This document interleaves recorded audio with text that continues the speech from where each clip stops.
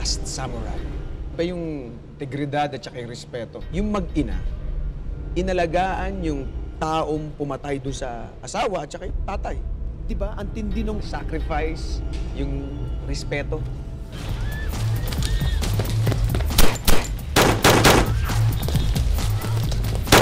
Walang respeto, hindi ka rin magiging masaya kahit marami kang pera eh. It's a curse.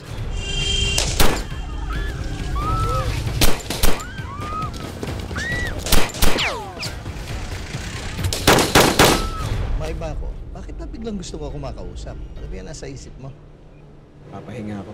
Good. Kailangan mo yan. At medyo mainit din tayo ngayon, Papahinga kaya... ako na hindi pansamantala tong permanente.